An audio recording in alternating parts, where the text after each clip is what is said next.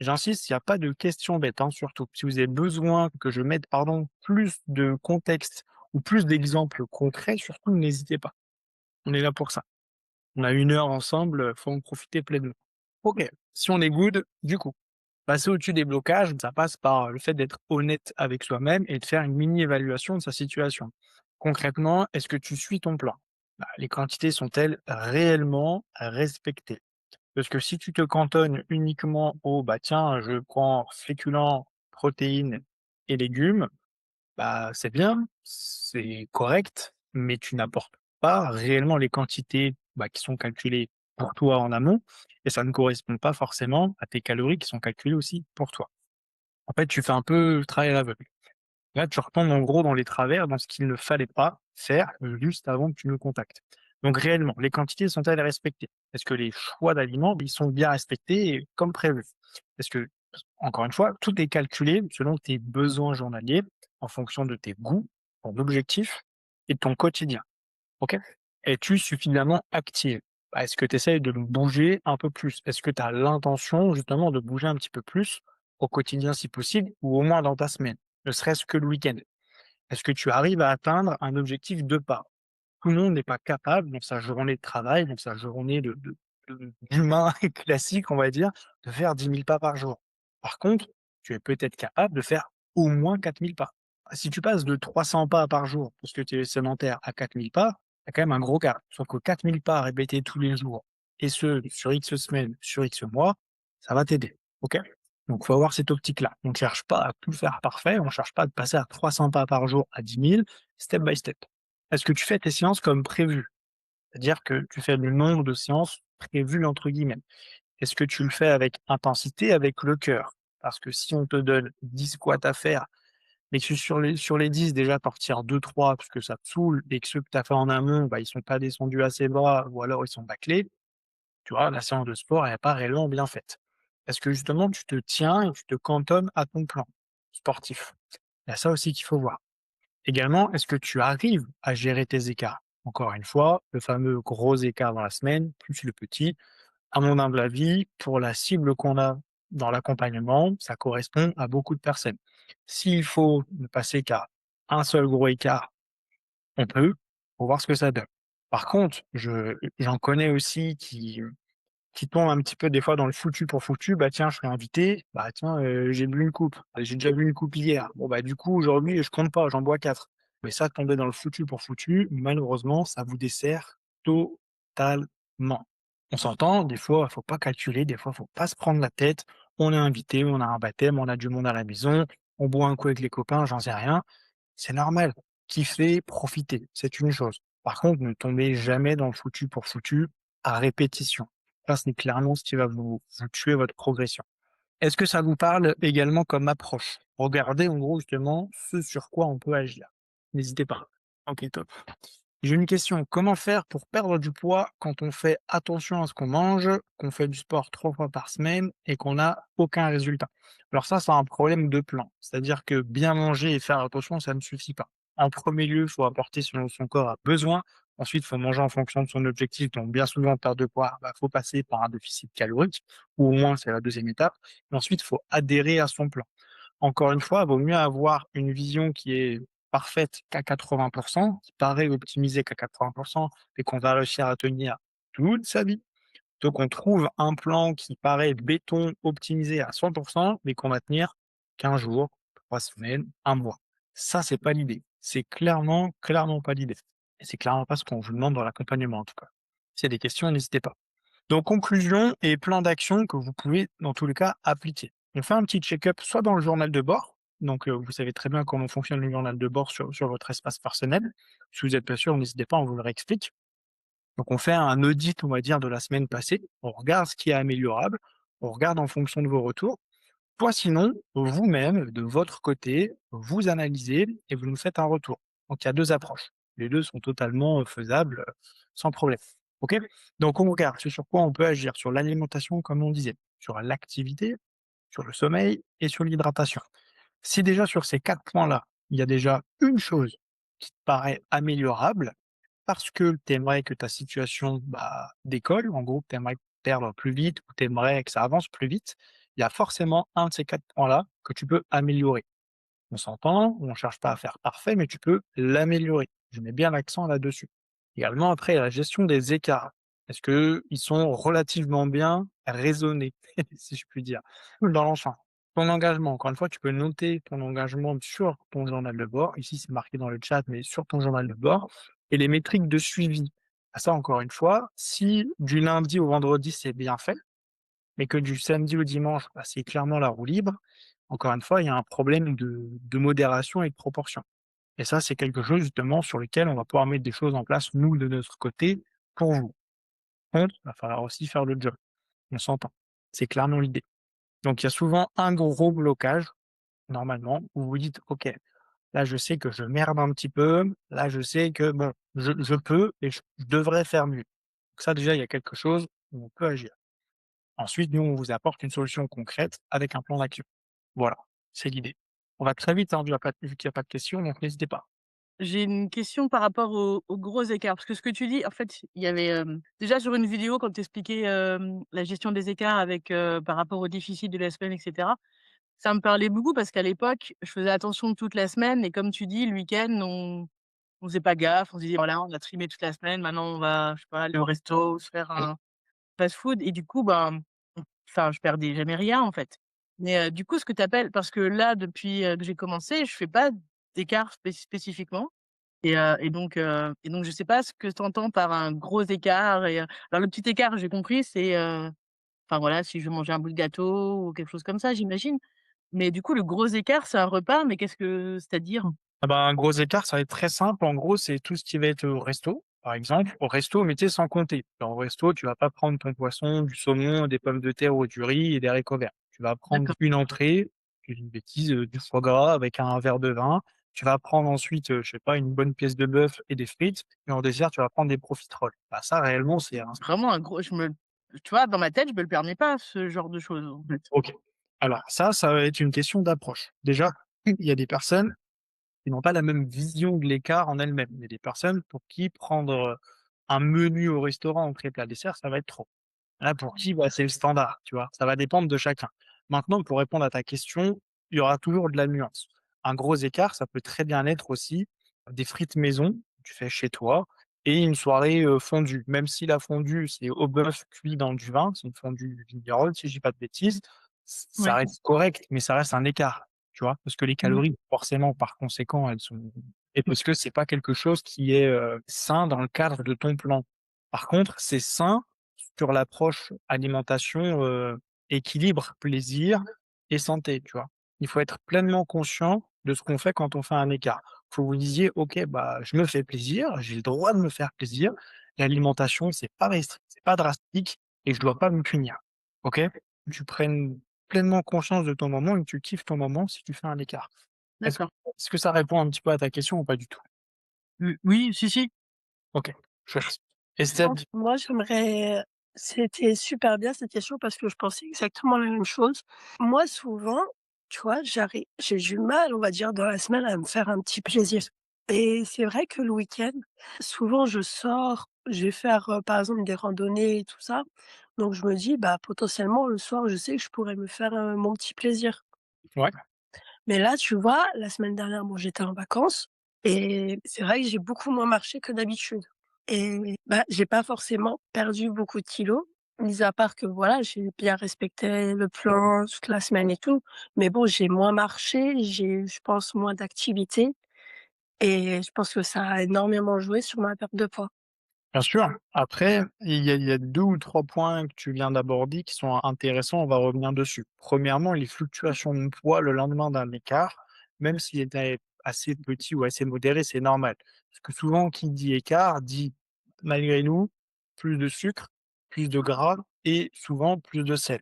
Ces 3 choses-là, plus de sucre, ça va être clairement ça va stocker dans ton foie ou dans tes muscles pour, l'aspect rétention d'eau musculaire. Bon, je vais pas rentrer dans les détails, mais en gros, plus tu manges de glucides, plus ça va imprégner tes muscles de rétention d'eau. C'est pas mauvais, attention, c'est juste que le corps fonctionne comme ça. Ensuite, tout ce qui est gras, bah, ça va ralentir la digestion et derrière, tout ce qui est sel, ça absorbe l'eau. Là, par contre, c'est la vraie rétention d'eau. Je parle très, schématisé et très, c'est presque caricaturé, mais en gros, c'est ça. Donc quand on prend ces 3 ingrédients, le sucre, le gras et le sel, forcément sur la balance, ça va avoir une conséquence. Par contre, c'est pas grave, ça va se réguler. C'est pas parce que vous avez fait un écart et que le lendemain vous prenez 600 grammes que c'est 600 grammes de gras. 2 ou 3 jours après, le poids est régulé, est revenu à la normale. OK? Ne Vraiment, rassurez-vous là-dessus. Ensuite, si tu as moins bougé dans la semaine que d'habitude, ça peut expliquer aussi pourquoi le poids n'est pas descendu. Que tu as pas eu la même dépense calorique que nous on a calculé, via, bah, justement l'alimentation qu'on t'a Tout apportée. à fait, tout à fait. Après c'est pas grave, ça fait partie du plan aussi. C'est-à-dire que s'il y a une semaine où vous ne perdez pas ou s'il y a une semaine où vous êtes à l'équilibre, c'est normal. Je sais que ça peut être frustrant, je l'entends, je le conçois entièrement, mais c'est normal. Si tout le monde, même moi, je sais, on va dire, maîtriser tous les paramètres à la perfection, même en faisant tout bien, bah, des fois, de 7 jours en 7 jours, ça va pas bouger. Par contre, je vais attendre le 9e ou 10e jour et là, bah, bizarrement, ça va bouger. Le corps, on peut pas prédire non plus, de façon hyper précise ce qui va se passer justement de 7 jours en 7 jours. Le point qu'on fait sur le bilan, que ce soit hebdomadaire ou mensuel, c'est un point d'ancrage. Ce point d'ancrage, nous justement, on va graviter autour pour faire des ajustements éventuels. Si on estime que tout va bien, on va rien changer. Par contre, si on estime qu'il y a un peu trop d'écart, on va s'y prendre différemment. Ou si on estime que vous suivez bien, que vous dites que vous suivez bien et que ça descend pas, il y aura un autre plan d'action. Voilà. OK. Est-ce que vous avez des questions? Il y a pas de questions bêtes pour rappel. Si besoin de faire un petit peu plus de cas par cas, n'hésitez pas avec grand plaisir, parce que là, du coup, ça allait super vite au début. En gros, il me reste, cette slide là, une autre et c'est fini, on passe direct, à la foire aux questions. Donc, profitez-en. On est là pour ça. J'aurais aimé savoir, le petit plaisir dans la semaine. Est-ce que, par exemple, moi, il y a un truc, voilà, où je pense, bah, qui pourrait me faire plaisir dans la semaine, ça serait, par exemple, je sais pas, qu'est-ce que je peux prendre comme exemple? Bah, un petit gâteau, Ouais, un petit gâteau genre, une pâtisserie, par exemple. ouais, OK. Bah, écoute, tu peux en fait, faut tester. Dans le sens où, si toi, ça te permet justement de suivre ton plan et que c'est dans Mmh mh. ton équilibre de faire ça, bah, on le fait. Tu vois, encore une fois, il y aura aucune, j'insiste bien sur ça, les filles, écoutez bien, il y aura aucune approche totalement restrictive ou ou tyrannique ou voilà, OK? Si toi, ton équilibre, c'est faire ça, fais-le. Je vous prends mon exemple à moi. Moi, j'aime bien le fast-food, mais c'est pas mon truc. Moi, mon truc, c'est être avec, des proches autour d'une table, boire une bonne bière ou un bon vin, du saucisson, Mmh. de la bonne viande, des frites, des patates, bref, voilà. C'est pas crade en soi, c'est plus les petits à côté, c'est le saucisson, la bière, le vin. Par contre, je mange en quantité. Bah, moi, mon truc, mon plaisir, c'est associé avec de la bonne nourriture et des gens que j'aime. Certaines personnes, ça va être, je vous dis une bêtise, chercher sushi et se taper, leur meilleure série. D'autres personnes, ça va être, blotti sous un plaid avec un pot de glace. La d'autres, ça va être justement le KFC de la semaine. Personne n'a la même approche du plaisir et réellement, ce qu'il faut trouver, c'est quelque chose qui, toi, te fait du bien, te fait plaisir.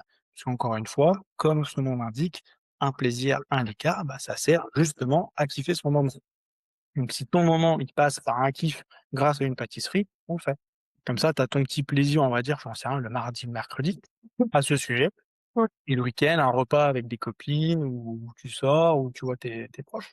Bah, là, tu vois, par exemple, ce week-end, j'étais l'anniversaire. Donc j'ai fêté l'anniversaire de ma mère et tout. Et moi, je pensais que, par exemple, mon gros plaisir, ça serait de manger, un bon morceau de gâteau.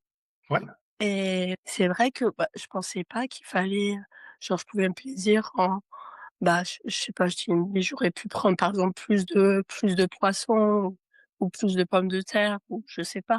Mais j'ai respecté, en fait, tous les grammages de ce que je fais OK. toute la semaine, en fait. OK. En gros, comprends bien, ça je l'explique dans la masterclass et je l'explique dans la gestion Oui. des écarts. Si tu es justement invité et que c'est une fois dans la semaine, bah, il y a aucun problème à ce que tu déroges au plan, OK? C'est pas dramatique, justement, un anniversaire, un baptême, un mariage, j'en sais rien, c'est pas tous les jours que tu en as. Donc justement, Non, c'est profite sûr. de ce moment-là, tu vois? Encore une fois, l'idée de l'alimentation en tant que telle, on aurait dû nous l'apprendre dès notre plus jeune âge, c'est apporter ce dont son corps a besoin, c'est comprendre ce qui est bon justement dans l'alimentation et c'est autour faire graviter les plaisirs de la vie. Sauf qu'on nous a jamais appris ça. Et quand on cherche à perdre du poids pour X ou Y raison, bah, c'est parce qu'il y a une mauvaise gestion de tout ça. Et quand il y a une mauvaise gestion de tout ça, dans la tête des gens, c'est: «Je dois me priver, je dois me frustrer, il faut absolument que j'ai la sensation de faim, il faut absolument que j'ai un contrôle sur pour perdre du poids». Sauf que, bah, malheureusement, c'est pas la bonne approche. L'approche la plus saine, bah, je le répète, c'est vraiment apporter ce dont son corps a besoin, que ça colle réellement à ton objectif, que tu adhères réellement à ce que tu fais et dans tout ça, bah, on gravite avec des plaisirs. OK. Voilà. Si c'est trop abstrait, n'hésitez pas, hein, s'il vous faut clairement des exemples concrets, on peut, hein. Bah, moi, ça me dérange ouais, d'avoir des vrais exemples, ça me dérangerait pas. Eh ben, ta pâtisserie le mardi. Alors par contre, il y a pâtisserie et pâtisserie, hein, on s'entend. Si c'est, la moitié d'un gros gâteau, pour 6 personnes que tu te Ah la non, c'est voilà. vraiment, par exemple, j'ai une broutille, qu'est-ce que je peux prendre, une petite part de fraisier, par exemple. Ouais, et ben, prends-toi ta part de fraisier le mardi ou le mercredi, j'en sais rien, c'est ton kiff. Je te donne un jour au hasard, on s'en fiche, Parce hein. que là, par exemple, moi, tu vois, je n'aime pas le café, je les viennoiseries, c'est pas trop mon fort non plus et l'alcool, je peux pas dire que j'aime pas, ça m'arrive de boire de temps en temps, mais c'est pas quelque chose qui me je peux m'en passer, en tout cas. Ouais, bah, déjà, tu sais identifier quels sont tes vrais plaisirs. Donc encore une fois, si ton vrai plaisir à toi, c'est ta pâtisserie une fois Ah, c'est ton petit plaisir, justement que ton gros plaisir, bah, c'est un repas. Ça peut être, j'en sais rien, une choucroute, une potée, un cassoulet, un steak frites, une burger frites, j'en sais rien, avec tes parents, avec des amis. bah, des lasagnes, par exemple, des lasagnes.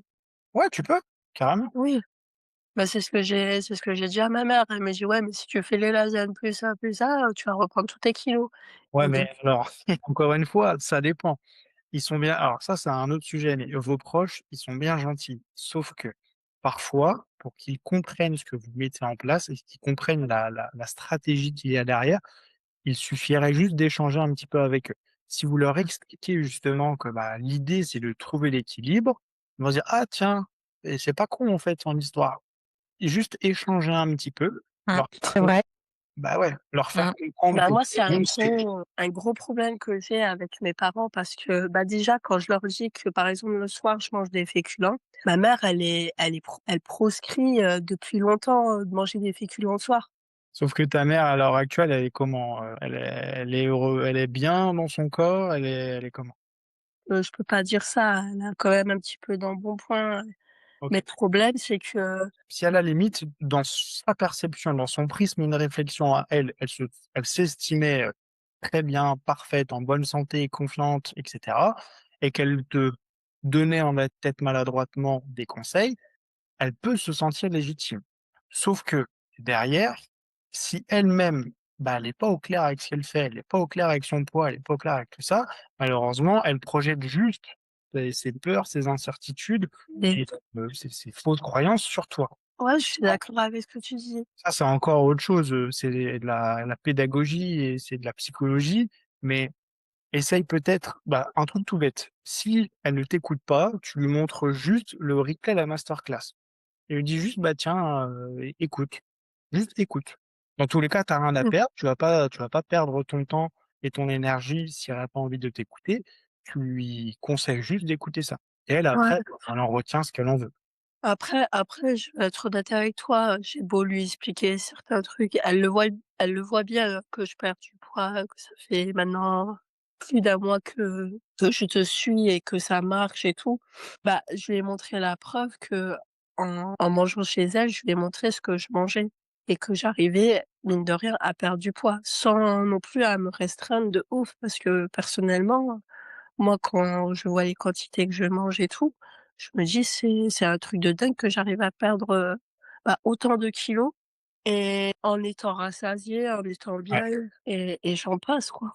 Ça, c'est le cas de beaucoup, beaucoup, beaucoup de femmes dans l'accompagnement. Il y a 2 choses, c'est déjà être surprise des quantités, mais encore une Ah fois, ouais. c'est parce que vous apportez ce dont votre corps a besoin et nous, on a tout calculé pour vous Mmh. et c'est surtout que dans la tête des gens, on vous a martelé que pour perdre du poids, fallait se priver, fallait pas trop manger, fallait tout faire attention à tout. Faire Heu, pour être beau. comment? C'est ce qu'on nous dit, il faut souffrir pour être beau, c'est ce qu'on nous dit. Enfin, pour être belle. Ouais, alors il y a du vrai, on va pas se mentir, parce qu'à l'heure actuelle, ça vous demande, soyons honnêtes, je pense pour toutes et tous, un minimum d'effort quand même de Ah oui, oui, bien voilà, sûr, bien sûr. Il faut être organisé, il faut que voilà, c'est pas c'est du une douleur boulot, hein. proprement parler. Oui, mais du coup, c'est un effort, c'est pas une souffrance. Enfin, moi, je vois pas comme une souffrance. Après, je sais pas, effectivement, c'est mon cas, mais C'est ça. En fait, alors déjà, il y a aucune, sauf si on m'a menti jusque-là, il y a aucune femme qui avait dit qui a souffert réellement en tant que telle dans l'accompagnement, parce qu'il y a de la quantité. Faut comprendre que votre corps a des besoins, encore une fois. Si vous lui apportez pas ça, bah, fringales, baisse d'énergie, brouillard mental, les hormones en chute libre, et donc forcément, c'est la spirale infernale. Sauf que quand on commence à apporter justement, bah, les besoins à son corps, la machine qui est votre corps, bah, tourne à plein régime. Donc là, il y a plein de réponses positives, il y a tout qui est optimisé et vous voyez enfin des bénéfices. Et c'est ça, en fait, qu'on cherche en premier lieu. Avant de faire un déficit calorique, c'est réellement apporter ce dont le corps a besoin. Et ensuite, si on voit que le premier plan qu'on vous a fait, bah, on stabilise ou un coup on descend et un coup on remonte, mais on ne fait jamais de gros gaps, bah là, ça veut dire que on est peut-être arrivé à la maintenance. Si on arrive à la maintenance, bah, nous, on a des stratégies derrière pour justement vous faire perdre plus. Mais par contre, vous ne verrez jamais, même pour une femme qui fait peut-être 1,50 m, vous ne verrez jamais, jamais, jamais, au grand jamais, de diète à 1 500 calories dans mon accompagnement. Jamais. C'est pas possible. Je préfère qu'on se «prenne la tête» entre guillemets et que je vous tienne tête sur le fait que je ne veuille pas qu'on descende la diète à tel point, parce qu'il y a rien de bon derrière, il y a rien de santé, c'est trop frustrant et ça ne vous apportera que de la frustration et que des problèmes. Alors oui, vous allez perdre, ça vous Clairement. allez perdre. Par contre derrière, vous allez avoir envie de tout déglinguer dans les placards Bah oui, c'est clair. et là-haut, vous allez pas Mmh. et là justement, bah, on n'est plus dans une approche saine. Bien souvent, quand vous me contactez, il y a, -8, -10, -15, -30, ça va même aller jusqu'à -60 kg. Peu importe, ça, c'est l'objectif de chacune. Je préfère que en 6 mois, l'objectif était de -10 kg, mais qu'on ait perdu ensemble que -8, mais que vous ayez enfin les clés, les armes nécessaires pour savoir faire seul et perdre les 2, 3, peut-être même 4, 5 kg que vous voulez être derrière seul, mais dans la meilleure des façons et la plus saine. C'est ce qu'on veut. Et Et ju de son garder son poids dans le temps. bah, ouais, parce Ça, C'est que c'est ça qui le est le plus plus important. important. ça, C'est clair. ouais, et c'est entièrement ça. Dis-moi, est-ce Bon, désolée, c'est pas mon vrai prénom, c'est Marine. oui, oui, Heu, je sais, mais non, mais tu as raison dans ce que tu dis et bah, je pense que, ouais, c'est le plus important, bah, quand tu as fini de perdre, tous tes kilos et que voilà, tu bah, on va dire le poids que tu désires avoir, c'est de le maintenir et de ah ouais. Après, c'est pas parce que demain votre accompagnement s'arrête ou parce que vous êtes autonome que vous reprenez 1 kg, que ce sera 1 kg de gras. Il faut comprendre que le corps ne fonctionne pas uniquement en gras. Il y a d'eau qui est extracellulaire, donc ça, c'est vraiment, la flotte sous-cutanée, la rétention d'eau intramusculaire, donc ça, c'est le fameux glycogène dont je vous parlais tout à l'heure et après il y a le gras. Donc il faut pas vous mettre martel en tête sur le fait que voilà, vous avez pris 1 kg. Non, vraiment vous inquiétez pas. Parfois même, chez certaines personnes, vous allez voir le poids, il bouge pas trop pendant 1 mois et demi, 2 mois. Par contre, visuellement, ça a rien à voir. Beaucoup plus de tonus musculaire, meilleure posture, plus d'abdomen gonflé, moins cambré. En fait, tout ça, c'est parce que le système digestif, il tourne bien, parce que justement, vous apportez réellement les nutriments nécessaires, le système hormonal tourne bien. En fait, toute la physiologie interne, en fait, a été revue et c'est ça aussi qu'on cherche. On cherche pas qu'un poids, on cherche surtout un aspect, visuel. Voilà. Mirella, du coup, est-ce que ça correspond à on a un petit peu divagué, mais est-ce que ça correspond à ta demande, à tes questions? oui. OK. Oui, Parce parce que que après, il y a une question dans le chat, alors je te laisse répondre avant de d'en ouais, autre chose. ouais, ouais, tout à fait. Marine, du coup, est-ce que c'est clair aussi pour toi, ce qu'on a abordé? tout à fait, tout à fait. Clarisse, je suis à toi. Alors, je le mets par écrit. Tous les jours en collation, je mange une petite part de gâteau maison sans sucre, ni lactose, ni gluten, que je ne compte pas en écart. Par contre, hier, j'ai mangé une petite viennoiserie que j'ai considérée comme gros écart, autant que les 2 verres de vin et du week-end dernier. Je comprends dans ce que tu dis qu'en fait, la viennoiserie est un petit écart. Ouais, en gros, c'est ça. C'est ça, c'est ça. Après, s'il y a 3 petits écarts dans la semaine, mathématiquement, ça va faire un gros écart. Tu vois, dans l'idée, c'est ça. Mais en même temps, c'est pas un peu différent de faire des choses maison et d'acheter une viennoiserie à la boulangerie? Alors, en termes de prise de poids ou de perte de poids, non, parce qu'une calorie égale une calorie. En fait, c'est exactement la même chose. Par contre, sur l'aspect nutritionnel et néfaste ou bien fait pour le corps, c'est pas du tout la même chose. Et je m'explique. Comme je dis dans la masterclass, en gros, vous pouvez perdre du poids en mangeant fast-food et vous pouvez grossir en mangeant que des choses saines. C'est contre-intuitif, ça paraît illogique, mais c'est réellement le cas. Parce qu'une calorie égale une calorie. Si c'est du bon, si c'est du pas bon, ça reste une calorie pour la prise ou perte de poids. Par contre, pour l'aspect santé et nutritif, c'est le jour et la nuit. Voilà. Oui, mais enfin, par exemple, Clarisse, elle dit qu'elle fait, par exemple, un gâteau sans sucre et cetera. C'est quand même différent que, Totalement. Après, encore une fois, c'est une question de calories. Si justement là, Clarisse, toi, dans ton quotidien, ça rentre dans tes calories, ça rentre dans ton plan, moi, je suis raccord. Par contre, si le poids ne bouge pas, s'il y a un petit truc qui va pas dans le plan ou autre et que du coup, ça pourrait venir de là. bah, ça peut venir de là. On peut le garder, attention. Par contre, il faut Non? recalculer, il faut que nous, on repense les choses derrière. C'est juste ça. Encore une fois, c'est si, vous, votre truc, c'est absolument, une ligne de tablette de Milka dans la journée et si vous avez pas ça, vous n'arrivez pas à tenir. Et nous, on fait en fonction d'eux. Par contre, si cette ligne de carré, Milka, bah, ça se transforme en la moitié de la tablette, Oui. voilà, en gros, c'est l'idée. Après, je pense que l'on se sous-alimente toutes et tous avec les idées reçues qu'on en a eues. Ouais, en fait, c'est pour je pense que c'est pas je pense, c'est même sûr, vous vous sous-alimentez pas spécialement en termes de calories, mais en termes de nutriments. Parce que les calories faciles, ça va trop vite à augmenter. Vous mettez, 1 cuillère et demie au lieu d'une cuillère à soupe d'huile, bah, déjà, vous avez déjà quasiment 50 calories en plus, OK? Maintenant si, la sauce vinaigrette que vous achetez, elle est pas hyper clean par rapport à ce que vous auriez pu faire maison, bah, vous allez peut-être économiser facilement des calories. Qu'est-ce que je peux vous donner comme exemple? Les plats préparés, les salades composées que vous allez trouver en supermarché, les sandwichs, les plats en sauce, les jus de fruits. Les jus de fruits, c'est moi, je me bats tous les jours pour ça. Quand on me dit un diététicien, chez un coach, chez une personne qui pense bien faire et qu'elle boit son jus de fruits tous les matins, parce que justement, ça lui apporte des vitamines, ça sert strictement à rien, mais à rien du tout. Malheureusement, vous ingérez que du sucre. Ça sert à rien de faire ça. Donc, mangez votre fruit entier, ce sera bien mieux. La matrice du fruit, donc avec les fibres, et cetera, tout sera entier, va vous ingérer directement les vitamines. Donc en fait, si on rajoute dans le café du sucre et de la chantilly et un petit gâteau, si on rajoute le jus de fruits du matin, plus la vinaigrette, on va dire industrielle et à côté de ça, je sais pas, vous prenez, dans vos haricots verts, vous mettez des lardons, en fait, vous allez, mais sans forcer, ajouter 200 calories dans la journée, mais vraiment sans forcer. Donc si vous avez besoin de 2000 et que vous êtes déjà à 2200, bah, vous perdrez pas de poids. Par contre, vous aurez peut-être, réduit drastiquement les féculents. Vous mangerez peut-être même pas de féculents le soir. Par contre, le jus de fruits, encore une fois, le café, la vinaigrette, les lardons, bah, voilà. En fait, c'est qu'une question de calories et justement avec les recettes, avec le milieu roulant qu'on vous fait, c'est vous apportez quand même pas mal de variété et de diversité. Clairement, je mange plus qu'avant. Par contre, j'ai remplacé mon cookie sucré quotidien par une collation saine et en 2 semaines, je mange déjà dégonflé et surtout beaucoup moins stable émotionnellement. Bah, ouais, en fait, si vous voulez, dès que vous avez quelque chose qui est trop sucré, même si on kiffe tous le sucre pour la plupart, si vous mangez quelque chose qui est trop sucré, il y a un pic forcément de sucre, donc il y a un pic de glycémie. Qui dit pic de glycémie dit, entre gros guillemets, une instabilité derrière. Ça peut être émotionnel, ça peut être aussi en termes d'énergie et s'il y a une grosse montée, il y aura forcément une descente.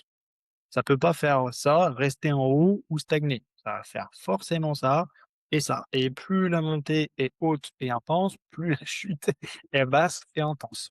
C'est le corps qui se régule comme ça.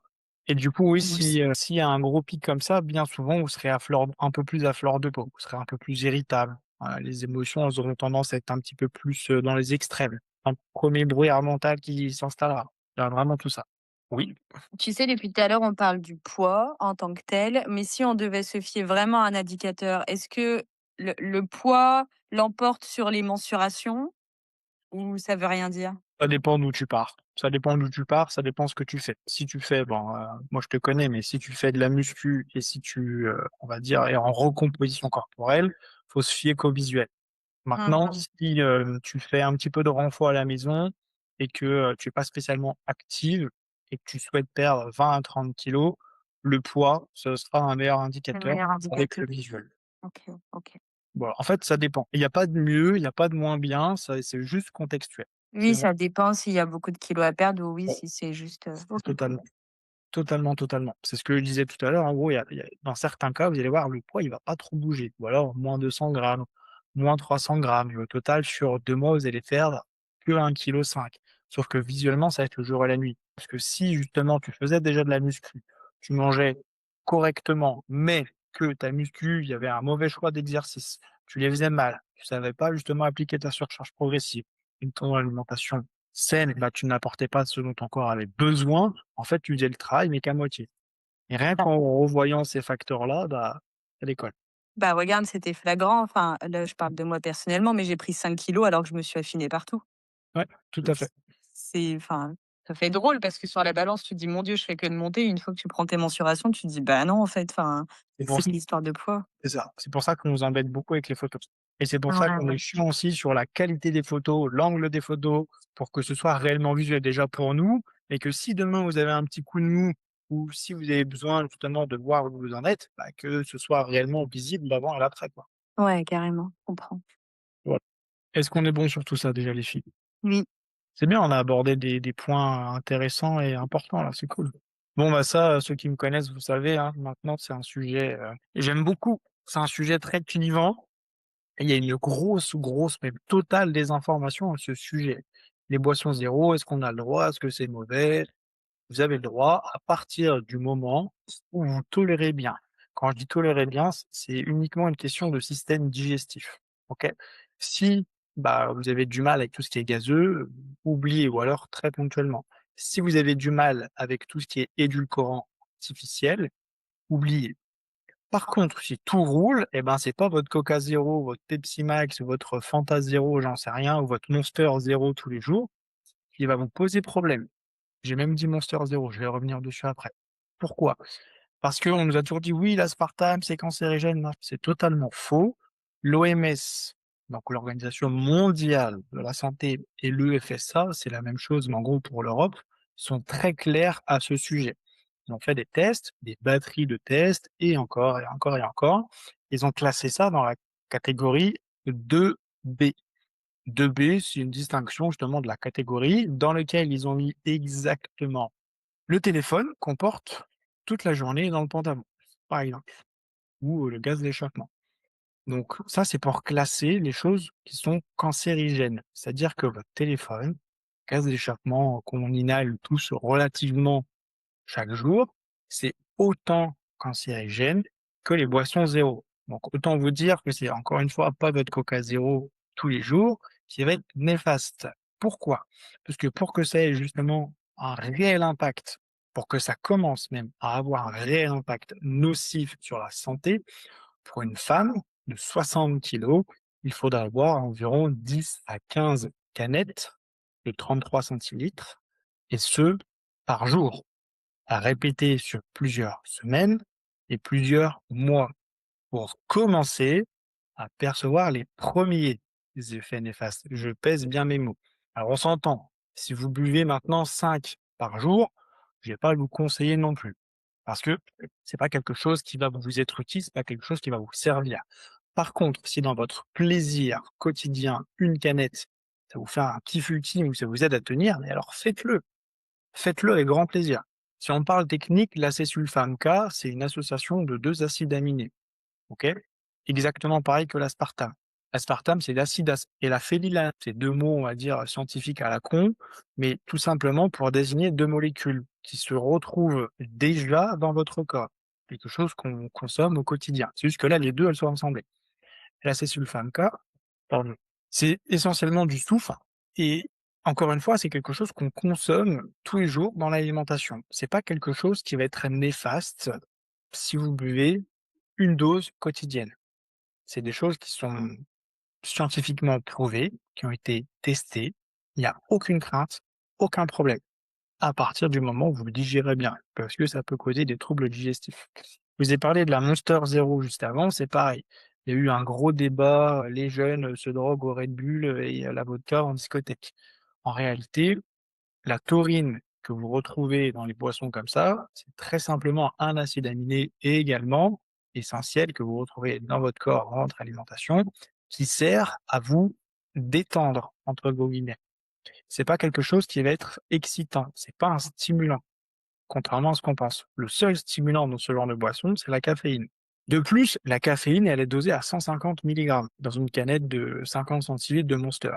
Donc c'est pas 150 milligrammes de caféine qui va tuer ton cœur, sauf si c'est des problèmes cardiaques, très, très, très, très importants et vraiment sous-jacents. Pour vous donner un ordre d'idée, si vous buvez 4 cafés par jour, les 150 milligrammes, vous les avez déjà, hein. Donc voilà, pour mettre un peu le contexte. Ne vous prenez pas la tête là-dessus. Si c'est votre kiff, foncez. Encore une fois, c'est une question de tolérance et d'adhérence. Si la caféine, tu as du mal, si les boissons gazeuses et les édulcorants, tu as du mal, bah, voilà. Avez-vous des questions? Donc quand on vous dira: «Oui, l'aspartame, le Coca Non, Zéro, c'est pire que le Coca», c'est archi faux. Déjà, pourquoi? C'est comme quelqu'un à l'époque qui nous a dit: «Les féculents, ça fait grossir». c'est clair. Faut pas manger le soir. Pourquoi? Ça Mais a combien de prouve-moi formes? par A plus B que ça fait grossir. Prouve-moi par A plus Mmh. B que c'est cancérigène. «Oui, mais c'est artificiel, c'est industriel». Ouais, mais est-ce que tu sais ce que c'est que l'aspartame? Bah non, voilà. Je lui dis: «C'est de l'acide aspartique, la phénylalanine», alors le mec il va faire une tête, encore une fois, c'est des choses que vous retrouvez quotidiennement dans l'alimentation. De plus, l'aspartame, votre corps, l'ingère, mais il ne l'assimile pas. C'est-à-dire qu'il ne le digère pas, il le synthétise pas. L'acésulfame K, c'est directement éjecté, si je puis dire, par les reins. Donc vraiment, vous voyez, no stress. Pas les idées reçues. Et on est d'accord que quand on boit, par exemple, du thé ou qu'on met un peu de citron et tout dans l'eau, c'est comme si on buvait de l'eau. Ouais, ouais, ouais. Ça, tu vois, c'est une idée reçue que j'ai eue et je crois que c'était allez, 1 mois avant que je commence, le programme. Mmh. On m'avait dit que, en fait, les propriétés qu'a l'eau, on l'a qu'en buvant de l'eau. Alors oui et non. En gros, si tu veux, le thé, même s'il y a un minimum, d'excitants et de stimulants, bah, c'est fait à base d'eau, donc c'est OK. Le café, pareil, dans une moindre mesure, mais pareil. Bien souvent, ça peut aussi être une unité de mesure, dans le sens où on va à certaines personnes, peut-être certains, j'aime pas ce mot-là, mais certains régimes, certains plans alimentaires que vous avez eus, c'était: «Je bois, je sais pas, 1,5 litre minimum, sans compter le thé, le café». Bah, c'était pour que vous fixiez justement minimum 1,5 litre plus les extras. Par contre, ça, c'est mon point de vue à moi. Certains disent que la Monster, le Coca Zéro, vous pouvez l'inclure aussi dans votre, consommation hydrique journalière. Moi, je vous le déconseille parce que malgré tout, même si l'ingrédient principal, c'est de l'eau gazéfiée, donc de l'eau, bah, ça hydrate pas pareil. Mettez-le en plus. Ça, c'est ma croyance à moi avec, le recul, on va dire. OK. Il nous reste 10 minutes. Allons-y, et la bière, ça compte, il y a beaucoup d'eau dedans. Bien vu! Aussi une autre question. Je t'en prie. Tu as vu quand on boit un verre d'alcool, moi souvent ça m'arrive de mettre beaucoup de glaçons dedans.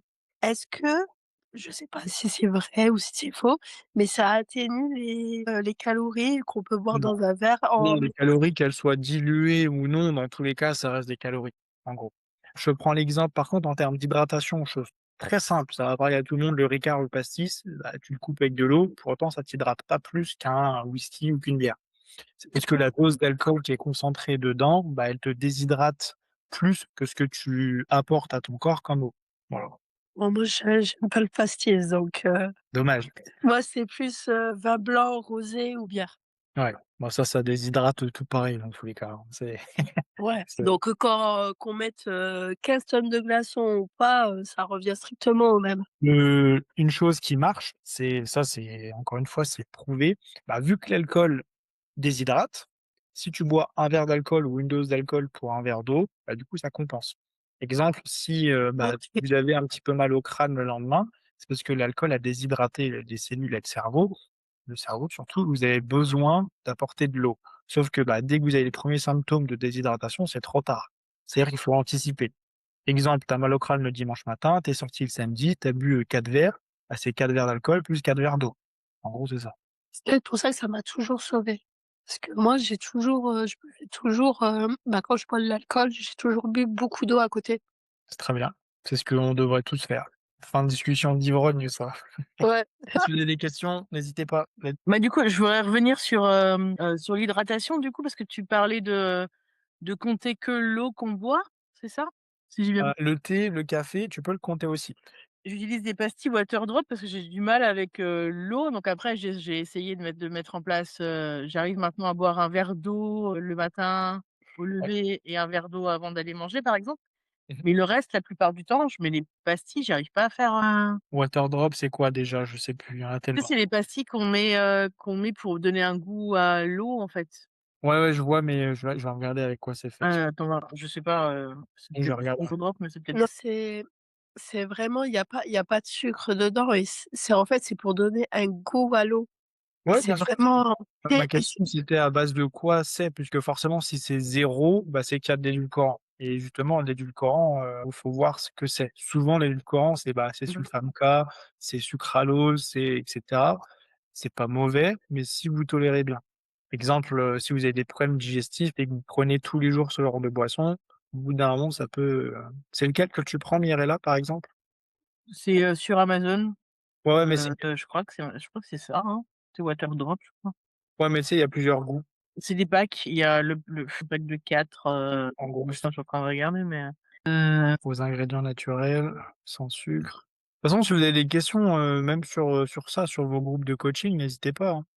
moi, je l'avais mentionné, tu vois? Et a Ouais. priori, c'était bon de ce que Oui, j'avais, ouais, ouais, c'est OK, mais en gros, si tu veux, ceux qui connaissent Bolero, il y a des Bolero avec stevia et des Bolero avec stevia et acésulfame K.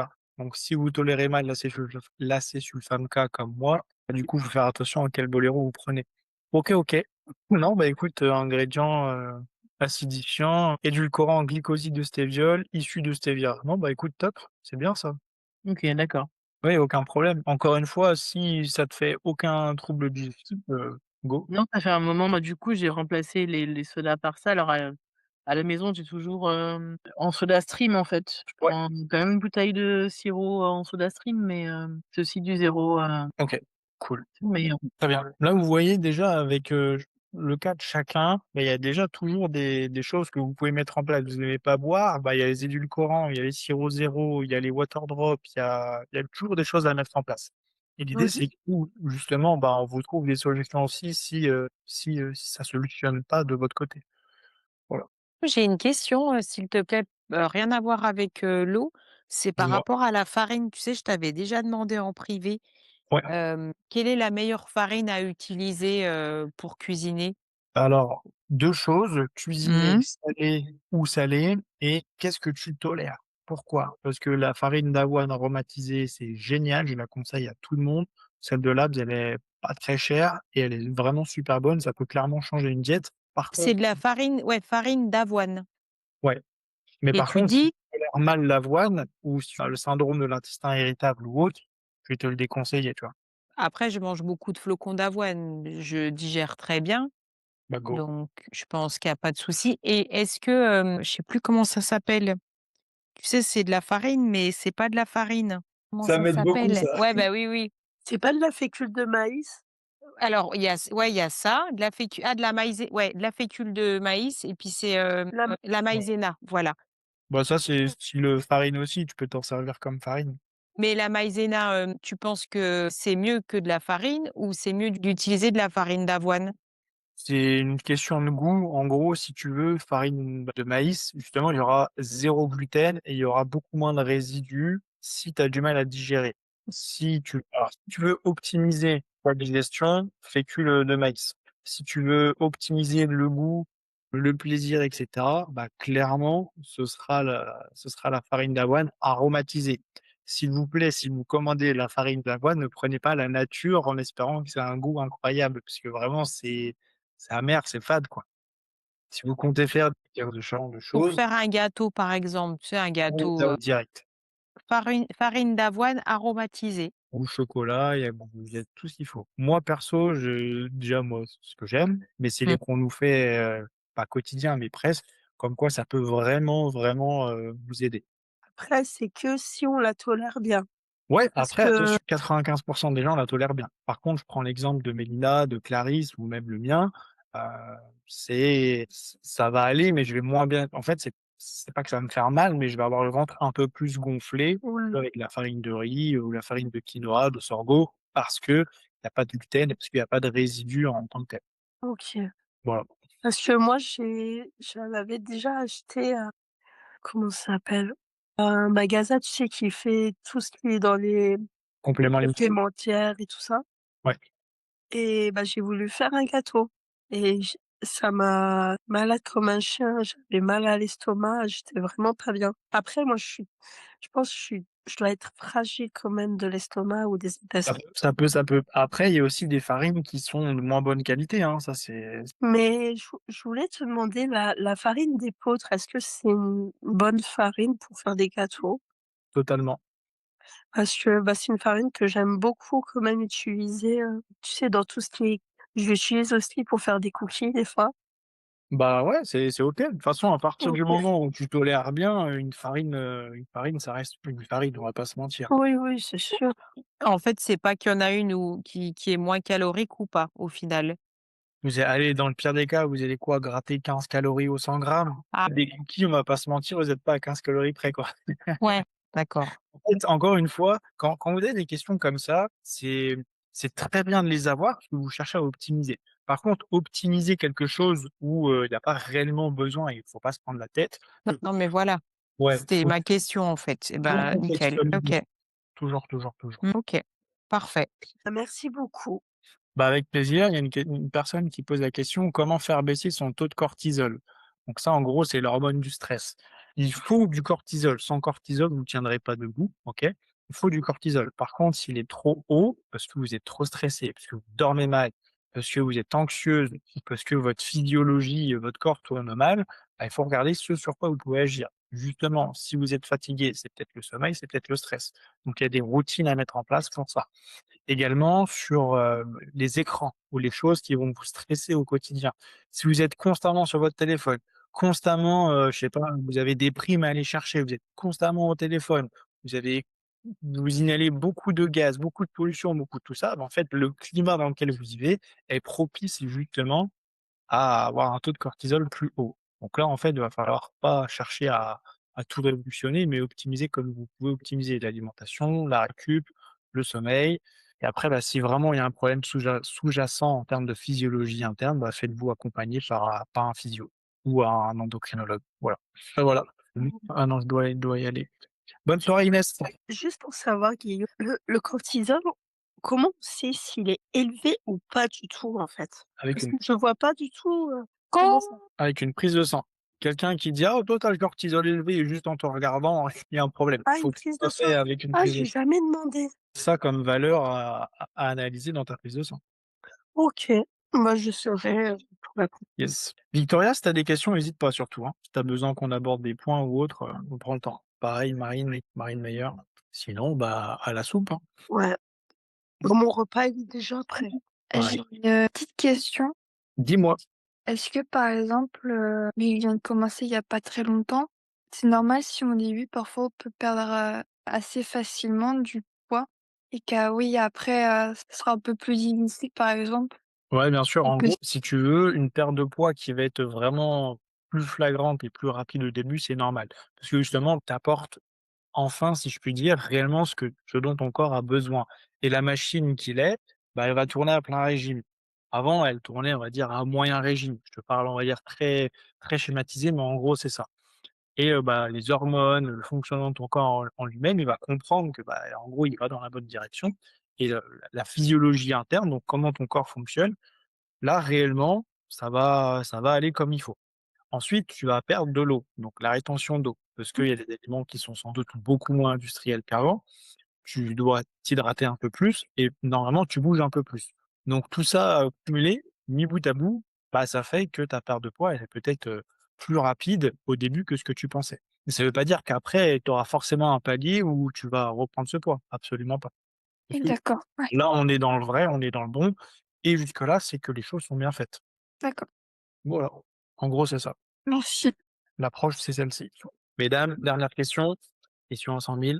De rien Tony. Avec plaisir. Pour le cortisol, eh ben, si pas de questions, eh ben, écoute, c'est fini. Avec plaisir. Si vous avez des idées de thèmes pour la prochaine fois, avec grand plaisir, parce que là, c'est évidemment la perte de poids, c'est ce que les personnes recherchent le plus dans l'accompagnement. Mais si vous voulez que ce soit un peu plus niché, n'hésitez pas. Faites-moi des propositions, en fonction de tout ça, je ferai un sondage sur le groupe. Partez Mmh. du principe, bah, c'est pour vous et qu'en plus de ça, les questions que vous posez, elles sont toujours pertinentes parce que ça vous concerne vous, mais aussi ça fait profiter les autres. Parce qu'il y a beaucoup de Mmh. personnes qui n'osent pas poser de questions ou n'y ont pas pensé et du coup, bah, en parlant de certaines choses, il y a beaucoup de choses qui se débloquent chez vous et c'est aussi l'idée des lives. Voilà. Une petite question, Guillaume. Allez, c'est parti. Bon, ça a rien à voir à la perte de poids, mais le live que tu fais là, c'est qu'une seule fois par mois? Parce que Ou si j'en c'est fais plus, il y a personne. de quoi? Si j'en fais plus, il y a personne. Ouais, c'est sûr que Ouais, tu vois, on est monté jusqu'à 16 et là, on est à peine 8. Enfin, avec moi, vous êtes 7, quoi. ouais. Voilà. Après, je trouve que c'est suffisant parce que vous êtes vraiment disponible, sur, les WhatsApp, une fois par mois, c'est bien, hein. Totalement. Après, Mmh. l'idée, c'est, on s'entend, il y a forcément des gens qui travaillent, qui ont des obligations, Bah, attention. oui, bien sûr. C'est sûr que ça Et aide. Mmh. c'est mathématique, c'est plus tu donnes le choix aux personnes, moins elles vont se sentir, comment je pourrais dire? Intéressées s'il y a trop de fréquence et de récurrence. C'est Bah, normal. oui, non, mais Il y c'est a qui mmh, réfléchit comme ça, hein. Bah, moi tout à même moi, pour les prochaines fois, ça va être relativement compliqué parce que je vais enchaîner les 2-8 donc Bah, tu vois, après, voilà, tu fais comme chacun fait comme il veut, bah, comme il oui. peut, hein, on s'entend, hein. On Si s'entend. je si je suis d'après-midi, ça va être mort, quoi. Bah, ouais. En gros, l'idée du live, c'est déjà d'échanger tous ensemble, débloquer certaines situations, parler un peu plus de vos problématiques ou voilà, si vous avez des questions plus profondes ou particulières, voilà, ça sert aussi à ça. Donc n'hésitez pas, OK? Je vous laisse m'écrire soit sur les groupes de coaching, soit en privé si vous avez des idées de live très simplement, bah, sinon, bah, on refait, OK, comme ça d'hab, hein. marche. OK. Bah, une bonne Bonne soirée soirée à et tous. puis à très vite tout le monde.